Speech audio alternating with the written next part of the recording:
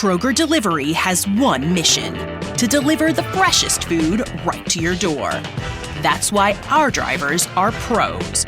Our trucks are refrigerated. And when it comes to low prices, we always deliver. With $20 off your first order of $75 or more, there's no better time to get in on the action. Mission accomplished. Restrictions apply. See site for details. Hey, Atlanta. Say hello to Small Business Help from Apple. That's right. We're here to make starting and running your business simpler. From helping you choose the right devices to setting them up hassle-free, we can help you build your business in no time. Speak to a business expert and get the help you need at no cost whatsoever. At Apple, we're open for your small business. Go to apple.com/smallbusiness or visit an Apple store to learn more.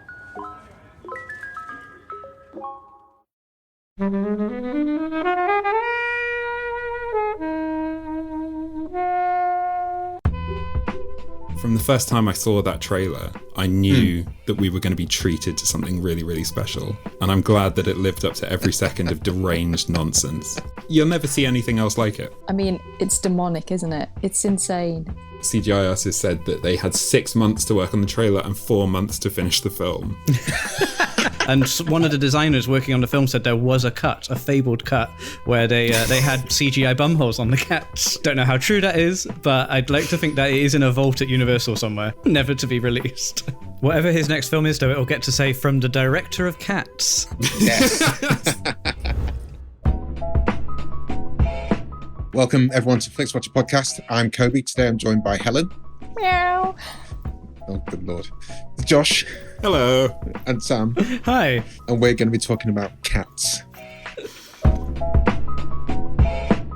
Thank you, as always, to the mighty people for the mighty, mighty tunes. And thanks to Ben from Rockwood Audio for his awesome editing skills. Please do remember to write a review and rate us on Apple Podcasts and anywhere you can do where you listen to the podcast, because it really does help us. And you can join in the conversation with us on Twitter At FlixWatcherPod and on Instagram at Flixwatcher.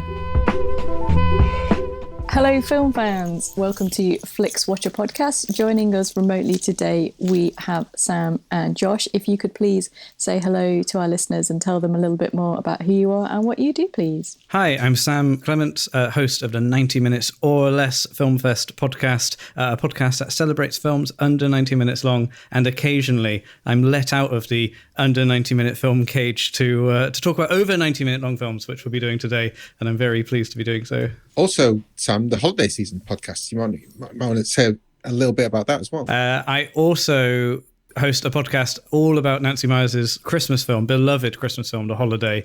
And yeah, we just release a couple of episodes a year. It's a very slow rollout. We're on episode 3 years in, on episode 7. But it's a very detailed look. We are going through The Holiday with a fine tooth comb. And recently our investigations paid off when Jude Law joined the show and gave us a very candid chat about working on the film.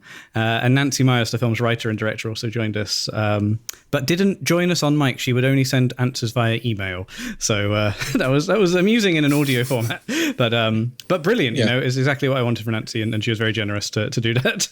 It's one of those things where you think it's actually going to take you more time to write the answer than to speak it. So you kind of think, just give me 20 minutes, answer the thing, and then you don't think about it. But that's what you wanted to do. It's taken us 3 years to kind of get hold of Nancy, so we were a bit like, don't want to ruin this opportunity. And it was really nice she replied to us. But when she did say that, I was like, just record a voice memo, mate. Just read my questions, record a voice. You can text it over or pop that voice memo in the pod. But I mean, she is an award-winning and very famous writer. So, you know, I've got an original piece of Nancy Meyers writing in my inbox, which is a thrill. Absolutely. Yeah, and I should say, Sam has been on a few times onto Flixwatcher, and the first time he came on was to bring on The Holiday, which is my first viewing of it. So, very on brand. Who are you, Josh? Hello. I'm Josh. I'm the co-host of the truly Happily Madison Podcast, a podcast dedicated to going through Adam Sandler's production company's filmography, Happy Madison, all the films that he's ever produced. For better or worse, we finished our initial run, myself and my co-host Jack Gregson. However, there's another film coming out at the end of the month, I think, so we should be back for that. And Why are you doing this to yourself? I mean, it will become Was clear. it a good one of those things that seemed like a good idea at the time? It seemed like a great idea when the first lockdown happened, and you go, oh, well, what else are we going to do with an evening a week? And then you realise there's 50 films. Oh, was there that many?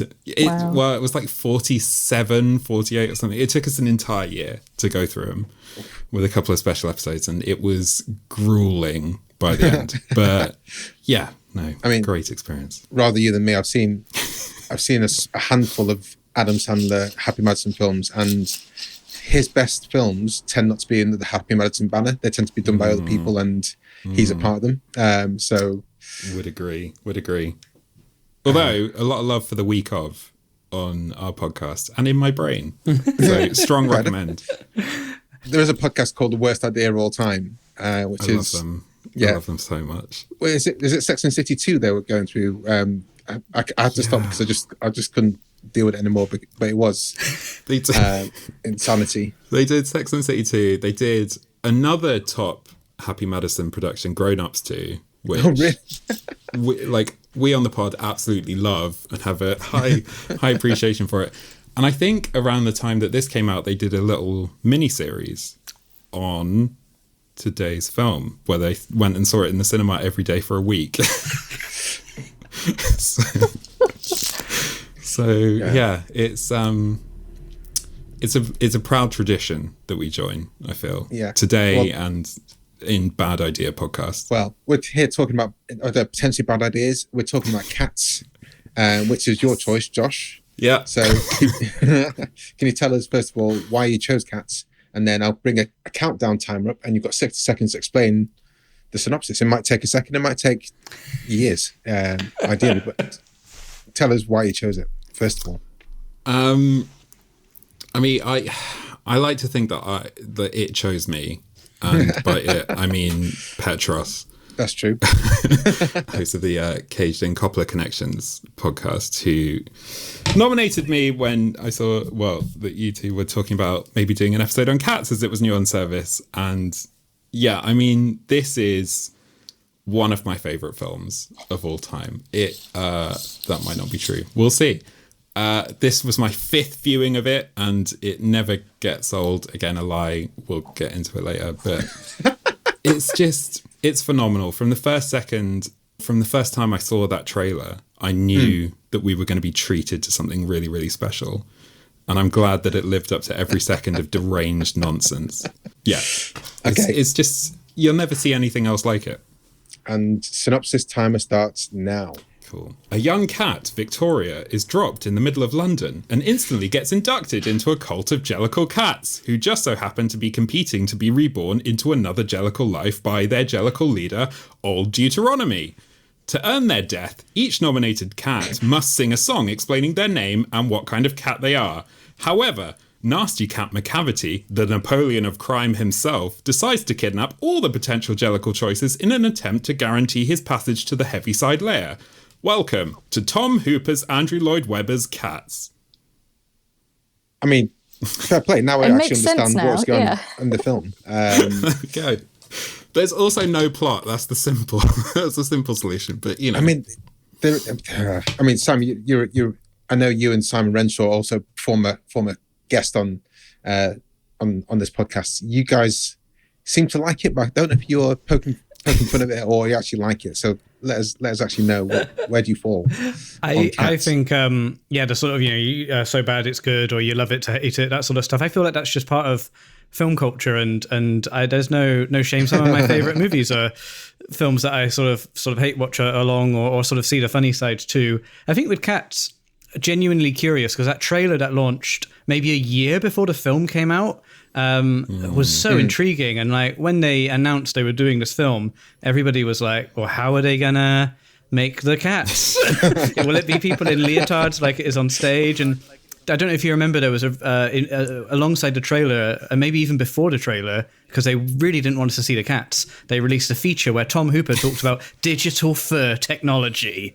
And ever since that soundbite, I was so intrigued to see the film. So I don't know. I feel like this film is like the end of a very like intriguing sort of journey in terms of like film news. And I was lucky enough to go to the first and only press screening of this film, which was a wild night. It was the original cut before. I'm sure we'll get into the later version of the movie. And yeah, it was everything I wanted. And then I watched it 3 times at the cinema that Christmas because I kept wanting to take people to it. Like, you won't believe it, guys. They've done Cats. It's a movie.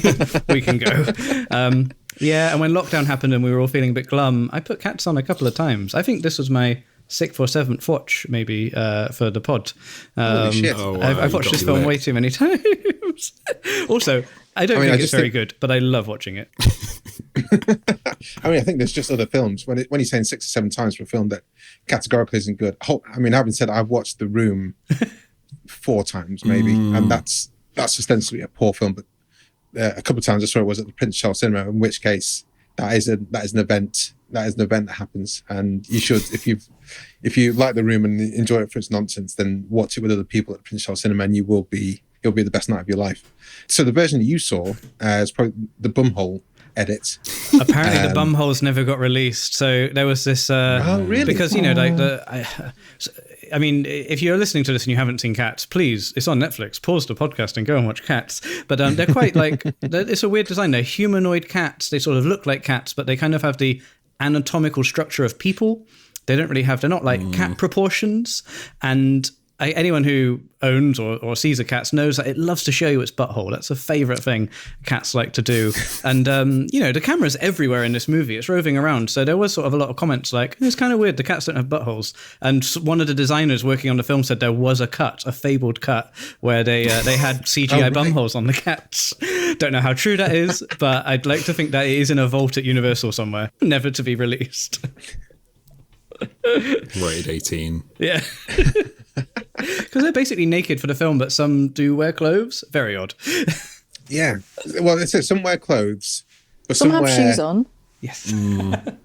Well, they have shoes on, sometimes high heels, sometimes Converse, sometimes bits that maybe weren't finished. And they all have human hands.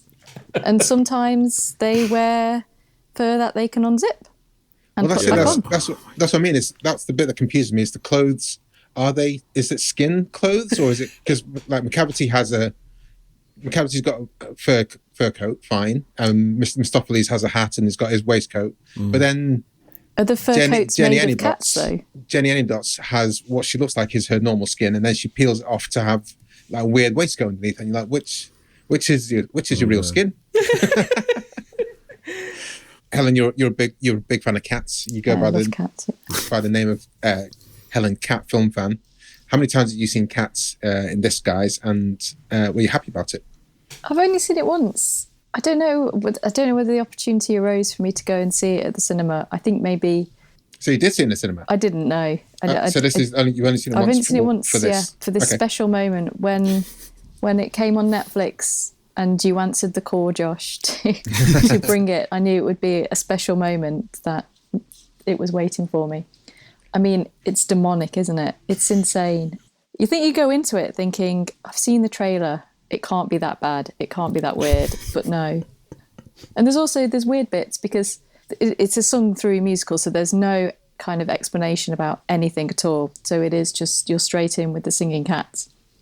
And it kind of feels a little bit like they ran out of time to finish a lot of it, because the first couple of songs are quite jazzy and there's stuff going on and there's backgrounds, and then towards the end it's like they meant to put things in. So it starts off really surreal, and then it kind of gets a little bit weirder in that you're like, surely there shouldn't be stuff happening now. It's very strange, and some of the cats have breasts, which is a new one for me. But no nipples. No nipples. Well, that was this is a universal rated film, which quite surprised me because it is a bit horrifying and terrifying, but some of the Disney films are that kind of way as well, so I can kind of get that. So if they had nipples and buttholes, I'm sure that would eke it into PG. Yeah. So maybe they just did that for expanding the potential audience ultimately. But the thing I'm trying to kind of separate out is what was done for Cats as in the film and what kind of happens in the musical as well. Because if stuff happens in a musical, why they kind of and they dissipate away, and that's the following kind of story of the musical, then fine, that makes sense in why they're trying to bring into it. my main question with this, because I mean, it looks odd, and you know that's a given from the first time you see the trailer through to the end. Everything's odd. The movements look odd, which is the thing that puts me off the most. Is that I know people who can dance really well. I know someone who's in the chorus in this, and he's a dancer and a capoeira teacher, and he moves really well. But as they're doing the dance moves, because they've got the CGI imposed on it, it looks really jerky and horrible. And that's the thing that's the thing that puts me off more than the weird twitchy ears and the face that gets and the face that moves around. That's really weird as well. But they've made the movements worse than humans can do by making it this way. And I almost think that it's just, as Sam said, just should put them in the cat suits, because that just makes more sense. Or it was apparently going to be an animation until Tom Hooper got involved, which would have made more sense. But would it though? That's what I'm saying. I think the main at least it with would have been animated cats with voices rather than floating faces on weird frames. But I think that for me the most problem with this is that the musical, from most people's point of view, is nonsense. Yeah. And they've made a film about a nonsense musical. Has anyone seen a musical live on stage or? No. There is like a cast recording which I have on Blu-ray, which I bought off the back of watching Cats. That's the closest I've got. It was like maybe recorded in the 90s. Right. I don't think the show's changed much in the sort of decade preceding that, though. Yeah, I mean, it's exactly the same, apart from, you know, the leotards and the makeup are more believable than CGI cats, really. Oh, and there's no skin suit with Rebel Wilson's cat and dancing cockroaches and all of that business in her kitchen. Well, there's a couple of new songs, didn't it? Because Andrew Lloyd Webber wrote new songs for this, but I don't know which ones were the new ones. He wrote one new song, Beautiful you're Ghosts. right. Yeah. Which... Beautiful Ghost was the, like, Oscar baity, we're going to go for original song, and it just didn't. What's Beautiful? Which is only played in the Beautiful credits, Ghost? isn't it? Victoria. No, there's one scene after Grisabella teases memory, as she is wont to do, at least 4 or 5 times throughout this film. There's a little bit where Victoria's just outside and having a little sing and sings the song that apparently Taylor Swift and Andrew Lloyd Webber wrote in an afternoon, and it shows. It shows. It's like, it's good. It's a banger, but also it's just not up there with some of the best in this film, sadly. And you can see why it got overlooked by the Oscars. What was your favourite song then in the film then, Josh? Oh, that was going to be one of my talking points. Like, who is everyone's Jellicle choice? But I think it just.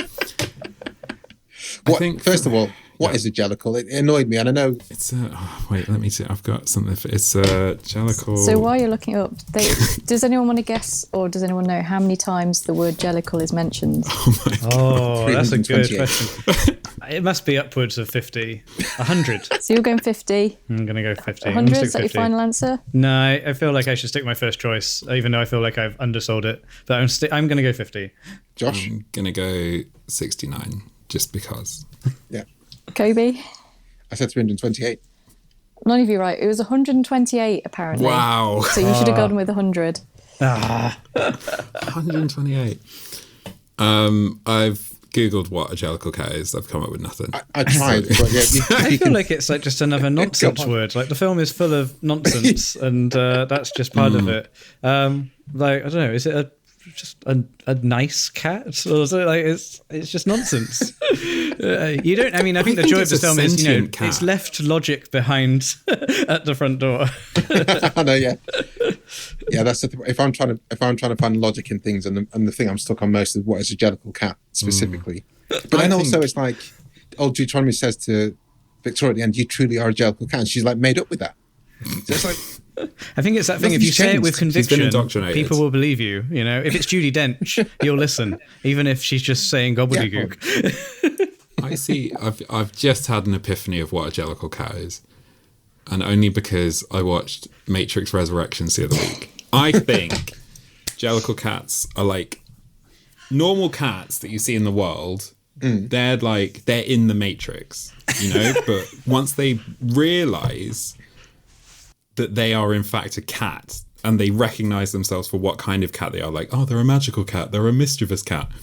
Then they gain like a sort of sentience and break outside of the Matrix and are And that's awoken, and they become a Jellicle cat. And that's why potentially they want to jump on the hot air balloon and go to an early weird death. Yes. Right. Yes. I'm quite happy with that. They can see the code. They can see the codes. They can see the Jellicle code. They can understand. Yeah. They have Josh, I'm happy with insight. I am very, very happy with that as a Perfect. some kind of semblance of nonsense that brings in. Solved it. So I'm dying to know who is your Jellicle cat? Who is the best cat for you? I mean, it's Skimbleshanks.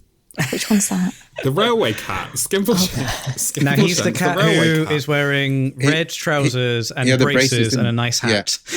Yeah. And he has a moustache that disappears in one shot, which is always my favourite shot. I just think, like, I completely agree with what you were saying earlier, Kobe, about the dancing.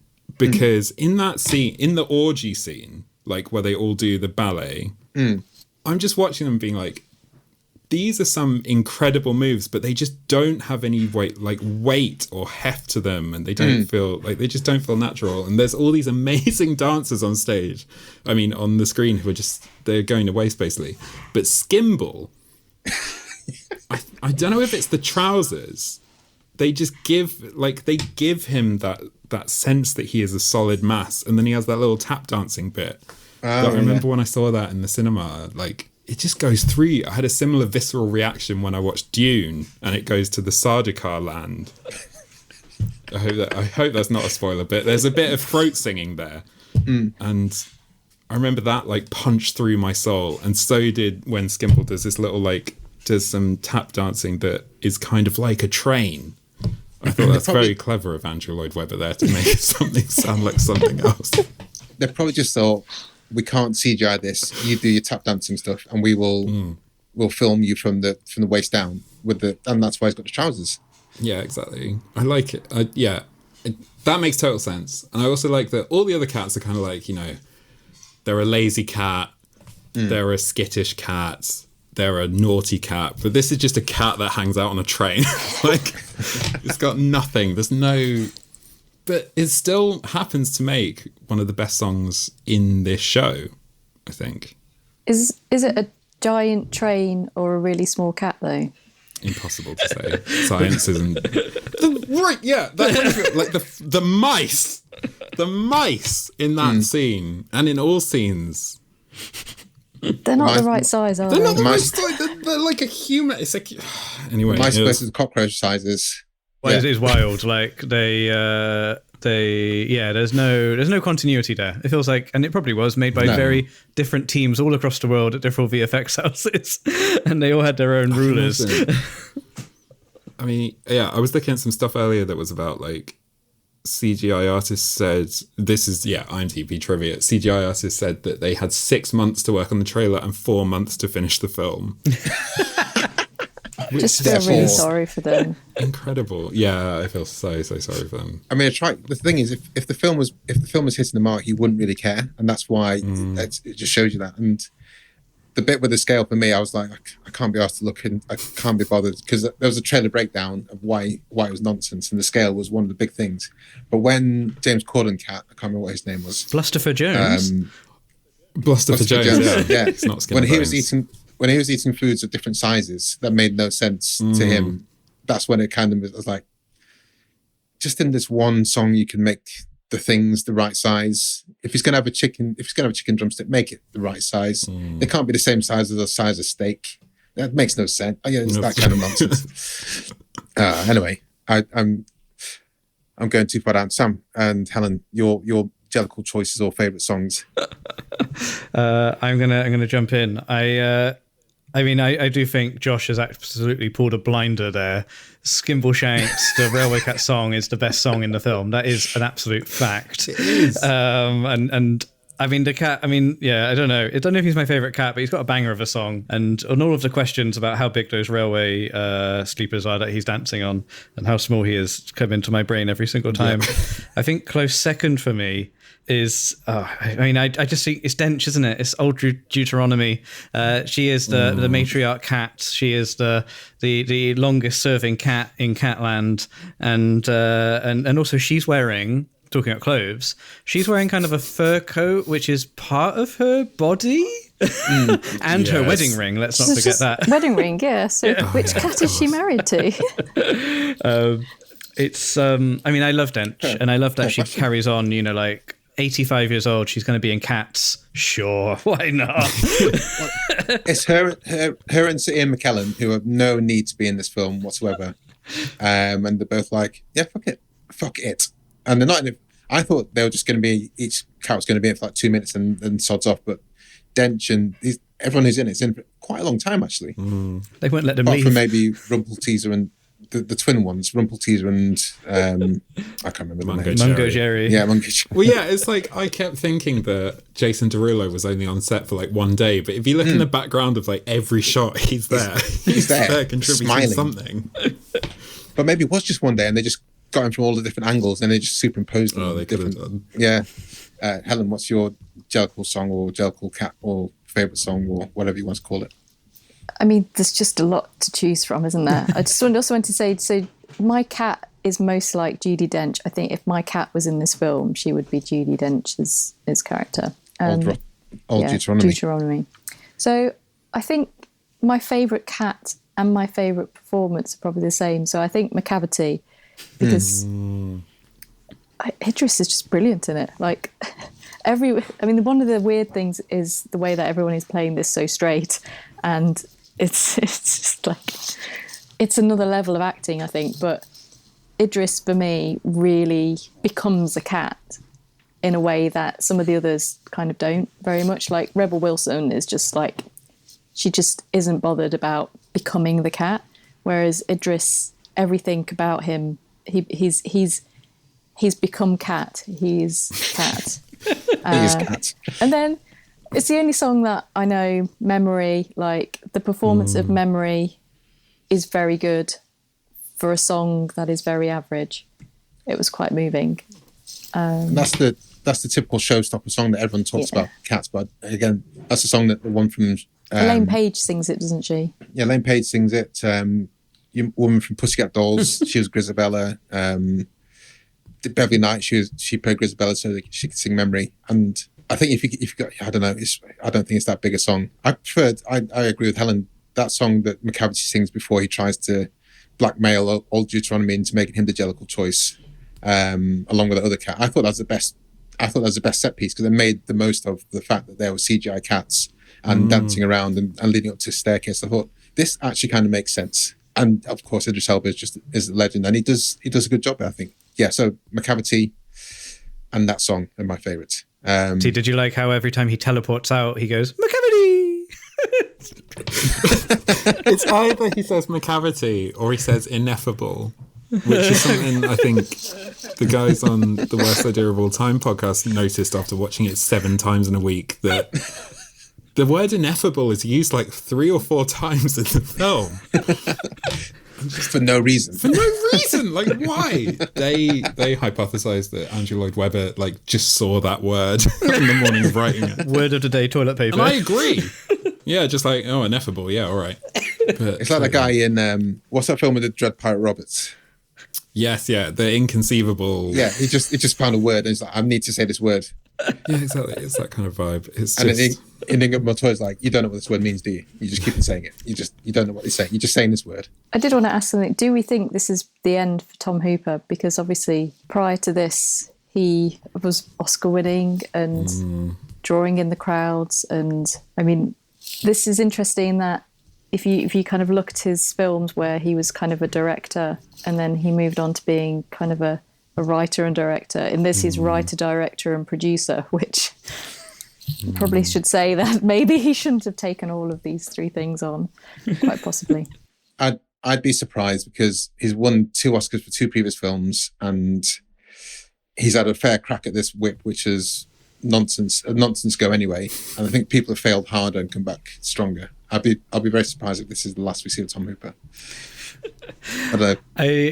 I think he's a bit of a fraud. I'm not really a big Tom Hooper fan. His first film, The Damned United, is probably his best, with Michael Sheen. Damned United is a great film, yeah. And then he did The King's Speech and Les Mis and The Danish Girl, which is a film that doesn't exist. Danish Girl as well. It feels like he's kind of been lucky with scripts a little bit in that. But I mean, if you look at Ridley Scott, for example, the amount of times people just gone, dude, what the hell are you doing? And then suddenly it's come out with a banger again. And you're just like, okay, do your thing. One in every 5 will be worth it, maybe. I don't think Ridley's done level cats, though, has he? What was that one? The Counselor. Was that one? I remember that. That was thought to be like a career-ending film. But, yeah. Tom Hooper has no film in production at the moment. So Cats came out 2019. We're recording this in 2022. 3 years of silence from Tom. There has been a pandemic, though, so maybe he's writing. I don't know. One of my favourite memes that came out during the pandemic was that there's a timeline, and then there's like an arrow points to when the date time came out, Cats came out, and then like every shit going wrong. Yeah. So it's like there's a webcomic I saw that was like, did you ever think that you went to saw Cats in the cinema and then someone just poured concrete into the cinema and that's where you've been ever since? And I think about that all the time. Yeah, same thing. But I think, yeah, Tom Hooper, I mean, from what I've seen on, some IMDb trivia bits about some of his films, he's apparently not very easy to work with. And I think that's always like fine if people are making, or not fine, obviously, no one wants that in the film industry. But behind the scenes, they sort of give people a pass. They give difficult directors a pass if the films make money which is, one of the worst things about Hollywood and has, prolonged a lot of terrible people's careers. But if you make something that is like utterly terrible and you're also terrible to work with, I think that's it. Yeah, I think the rumours I've heard working with Tom Hooper aren't the best as well. And I echo what you say. But then there's also the machine of Hollywood, and it's like, up until now, he's made films that won people Oscars. And The Damned United, if that's his best film and didn't win people Oscars, it still had Stephen Graham and Michael Sheen in it and is dear to a lot of people's hearts. So I just, the fact that Polanski's still making films, the fact that Woody Allen's still making films, that's why, as much as I'd prefer horrible people not to make films, I don't think this will be the end of him. No, just in honesty. Whatever his next film is, though, it'll get to say from the director of Cats. Yes. I don't know. It's an interesting one. If you were an actor and you got the call and you got sent, you'd be like, that guy made Cats. I could end up with the digital bumhole. Like, do I want to go in with this? Or they'll be like, oh, it's from the director of Cats. Could happen.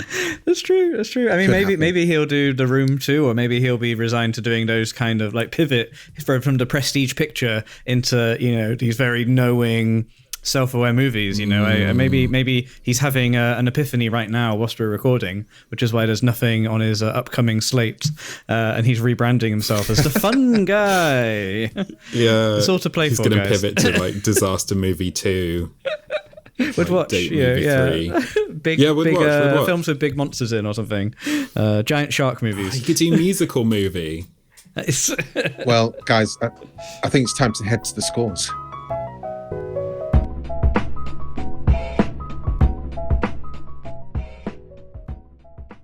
I'm Sam Clements, host of the 90 Minutes or Less Film Festival, another podcast in the Stripped Media family, a podcast that celebrates movies under 90 minutes long. Each episode, I'm joined by a special guest who selects a movie to join our prestigious lineup. Past guests have included fellow Stripped Media family members Martin and Sam from Song by Song, and Kobe from Flixwatcher, and Dave from The Wire Stripped. Search for us now on the app you're currently listening to this podcast, or join us at 90minfilmfest.com.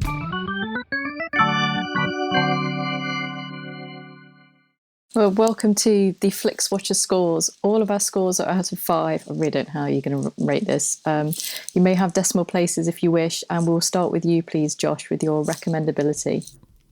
5. I think everyone needs to see this film at least once. I think, seeing is believing. and you will not believe. What is it? Was it the Superman tagline? Like, you won't believe a man can fly or something. Like, you won't believe a cat can be this fucking terrible. Like, you just won't. You just won't. Sam. Recommendability. I mean, I guess, is it a 5? It probably is a 5 to recommend it for that same reason. Like, you have to see Cats, because I had to watch Cats. So everybody else needs to watch Cats. So it's like The Ring. I also think, whilst it's not, well, yeah, I think regardless, like, it goes down really well. I find this film very easy to watch. Watched it multiple times. So if great way to spend an hour and 50 minutes. An hour and 50 minutes. Helen. I mean, it's not the worst film I've seen by like a long way. Like, it's pretty entertaining, and it's not that long either. Like, it is a little bit longer than probably it needs to be. It's just such a strange film that even if you've seen the trailer, I don't think that even prepares you for what's going ahead. Did you think the trailer, because people came out with a clause, didn't they, for the trailer? And obviously that probably sank its chances of scoring big in the first week, but was it unfairly maligned based on the trailer? What they did with this film is they shot it in secrecy, and they weren't releasing any footage of the cats until that first trailer dropped. So the film was in production for years. They kept the cats a secret, and I think it was not what people were expecting, or it looked kind of goofy. It sort of captured the imagination. Recommendability, Helen. I really don't know how to answer this. Go on, 5. Like, you have to see it. Like, I don't think we've even come close to explaining it. That No, you just have to see it. If someone said to me, "What's on Netflix that's new?" I'd say, "Have you seen Cats?" And they would say, "No, because it looks mental. Should I watch it?" Yes. I'm not going to go for 5 because I'm not an insaniac like the rest of you guys. But I'll be going higher than I anticipated before pressing play. Incidentally, Netflix gave this a match for me of 67%, which is not right. But I'm going to go for 4.5 because, like everyone else has said, there was no way on earth I was going to pay to see Cats. But now it's on Netflix. It's like, yeah, I'll press play on it and see what it looks like, because I've seen worse films and I will rewatch worse films. This isn't the worst film, but also it's not a great film by any imaginations. But guys, it's stonkingly unique. So watch it and make your own choice. Repeat viewing score, Josh, you and Sam are going to be quite high in this, I believe. Yeah, it's pretty high. I mean, similar to Sam, I think I've watched this on average like once every 6 months since it came out. I think I just love going back to it. And I remember last Christmas, the COVID-y Christmas, I was supposed to be going home and I had it all planned out. I was going to buy a copy of Cats on Blu-ray for my brother, for my mum, for my dad, so that we would have to watch it. And I wasn't able to go home, and that broke my heart. But this Christmas, I went home and forced him to watch it, and that was perfect. And then a month later, I'm watching it again, and I could still do it. I could still get involved. So it's pretty high. I'm not going to say it's a 5 because it was, as much as I could still get involved this viewing 3 weeks after the last one, it was trying. It was trying. So I'd say, yeah, it's about a 4.2. Sam. 4.2. Okay. I just want to give it 5. I've watched this film so many times. Like, it's become one of my most watched movies, and it only came out in 2019. Like, I'm going to keep watching this film far too many times. It's just a fun time with pals. Like, I've done Netflix parties when you sort of watch it with the chat on the side window. It's really good fun. And I think one of the victims of the film going sort of pandemic was the Prince Charles Cinema had to cancel their sing-along screening of Cats because it was in April 2020. So, and I think until I get the sing-along screening of Cats out my system, whenever the Prince Charles decides to reschedule it, I'm going to keep rewatching it at home, just hoping, for a bit more of that big screen fun that is had with Cats. But yeah, I could happily watch this film again now. Should we just go and watch Cats? Not for me. Helen. Tempted. I probably am going to watch this again, I think. Just think I probably will. Probably not. I kind of want to watch it with more people and see how they react. And I'm also kind of like intrigued by this sing-along that may happen in public sometime soon. So I'm going to give it a 3. Okay, I'm going to go for, I can't think, I'll maybe watch it again, but not often. I'm going to go for a 1. Small screen score. Josh. Yeah, this is where I feel it gets let down. I'd say it's about a 3 because, I went to see it in the cinema. I'm eternally jealous, Sam, that I didn't get to see the press screening.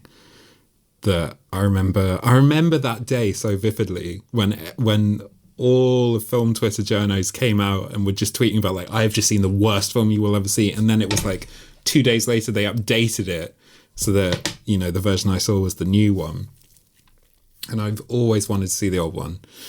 But, on the big screen, you could spot every weird little thing going on in the background, like Mr. Mistopheles' sleeves disappearing into his skin, or like people's faces shifting around their head, etc. Whereas on the small screen, like, it's good, but you really have to pay attention to see those weird little things. You have to pay attention for the weirdness. Yeah, exactly. Okay. Which you wouldn't have to do on a big screen. And also the sound isn't ever quite as good. So yeah, maybe about 2.5. Sam? Yeah, it is better on the big screen, and I love watching films at home. I watch most of my films at home, I suppose, but Cats is made for the cinema. It's made for a big audience, and I guess the communal watch, which is been hard to do in pandemic times, but it's a free for me for the small screen because I've watched it more at home than I did at the cinema now. Yeah, but and I'll keep watching it at home. There's no 4K Blu-ray of this. I love my Netflix, but I do want to sort of get the premiere home end version of it, and there's only a Blu-ray, only a standard Blu-ray. I can't fully appreciate the digital fur technology without the 4K love. So yeah, I'll keep watching it at home again until the 4K is there. But yeah, I don't know. I think if you do have to watch this at home, try and watch it with a few people because it is more fun as a crowd watch. Yeah. Helen? Yeah, I'm with the same with you, Sam. I'm going to go for a 3. And I think if next time watching it again, I'd want to see it at least with people, ideally in kind of a cinema of like-minded cats. So what was your score, sorry? 3, please. 3. I'm going to give it a 4. I think I can't imagine watching it in the big screen or paying for it at least. Maybe if I was at a festival and it was on to pass the time before, I don't know, Prodigy came on. That makes no sense. Engagement score. Josh? It's declined on each repeat viewing. Like this attempt took me, I would say, 4 viewings of just getting about half an hour through, being like, okay, I can't, I've got other things to do, I need to, and then coming back to it. Whereas the first few times I just had to sit there and just watch it and let it wash over me. So yeah, I say a 3. Oh, it's a 4. I don't know. I can't imagine doing anything else whilst watching Cats. Like Cats is on, or pausing it. Oh my god. I do think because it is bad. It's a bad film. It's badly made in every single way, but I can't take my eyes off of it. The songs aren't very good either, but the staging is wild, and I just all about watching this. Like I don't want to listen to the soundtrack, but I do want to watch Cats. Helen? It's kind of one of those films that you can't quite take your eyes off it because you just have no idea what's coming next. But at the same time, you could easily just stop it and that'll be fine and never go back to it. So a 3. Oh, my God, this is going to get quite a high score. Yes. So yeah, I'm going to go for a 3 because I was doing that thing where I kind of thought, well, I can just lie on the sofa and play games on my phone whilst watching Cats. And you can't really because you just miss all the nonsense. So you have to be inspired to yourself, almost like A Clockwork Orange, really. You need to have your eyes opened and someone administering some liquid there to stop your eyes from drying out against your own better judgment. So I'm give it a 3. And that gives an overall score of 3.63750, which is way higher, honestly, than I thought it was going to be. And wow, honestly, I thought it might have been a contender with B movie for the bottom, but obviously not. Finally, some justice for Cats. One thing I forgot to mention actually on rewatchability is always forget that Ray Winston is in this film every single time, and then he shows up. He was in it. I did not know he was in it. Just incredible. he must have had half a day. Oh, absolutely. It's just like, when he hisses, it's nightmarish. And that's the other thing. Sorry, I know we've basically stopped talking about it, but I wanted just one more. Ian McKellen is again doing unparalleled work in this. If we're talking about who is best embodying a cat, I don't think anyone asked him to lick that saucer of milk, like when Mr. Mistopheles was coming in. I was wondering that. I can't imagine Tom Hooper saying, "You've played some of the most fantastic characters in cinematic history. Now imagine you're a cat. Here's the saucer. Just go lick it. Just go hog wild. just go. Bit just creepy, go lick that that scene. saucer. Lick that saucer, Sir Ian McKellen. Ian McKellen. But Ian McKellen's next to a saucer and just thinks, yeah, that's what cats do, and that's part of his acting training. So he's just gone and licked it. So I can't imagine Tom Hooper directing him to lick that saucer. No, you can't write those moments. You can't write those. Okay, guys, do follow us on Twitter, everyone who's listening, because, well, of course, it's great to. And we put a shout out before recording, and you too can have your thoughts read out by one of the guests on the show. We put out tweets like this. We're reviewing Cats with Papsby and Sam_Clements from 90 Minutes Film Fest. Have you seen it? Tell us your thoughts and your score out of 5 stars for an on-air shout out on Flixwatcher. We had one official review and one person who just copied their previous review of it and posted it in there. Josh, do you see that? Do you see any of these reviews? From David Trumbull, a 1-star film that should have been a 5-star animation. Quite a few people like that. I still don't know. I think the problem is the musical isn't that good. So I don't know what could have made it good. There's that. And yeah, I also agree with your earlier point about the dancing. Like, if it was full animation, the dancing would have had absolutely nothing, because at least at this point you can think the dancers are robbed, but at least someone's dancing. It would have just been mocap, surely, or something, like, even worse. Anyway. Sam, do you want to take the last one? Yes, so at Last Seen Film posted a very thoughtful write-up, I thought.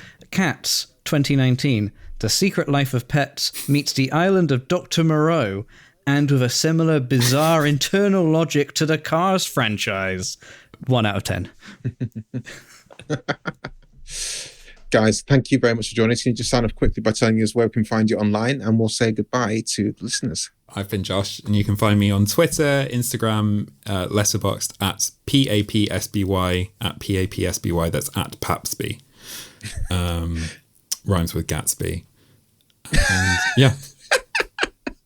It sounds like you just made it up now. You just realised that now. Sam. I've been Sam Clements. You can find me on Twitter at Sam_Clements, and you can listen to me talking about under 90-minute films at the 90 Min Film Fest, wherever you're listening to this podcast. Just type 90 Min Film Fest in. And sadly, Cats is over 90 minutes, so we will never talk about it on that show.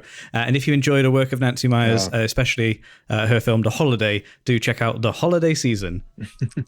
Cheers, guys. It's been an absolute pleasure talking about Cats. Thank you so Thanks much. for coming on. Bye. Thanks for watching Cats for us. Yeah.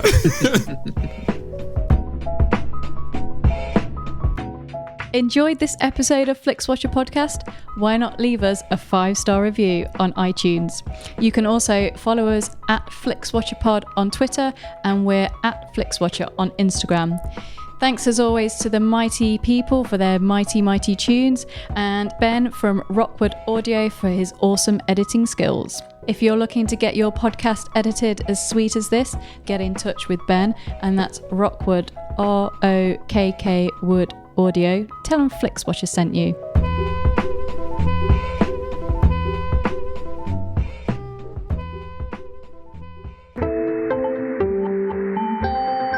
You just heard a Stripped Media production.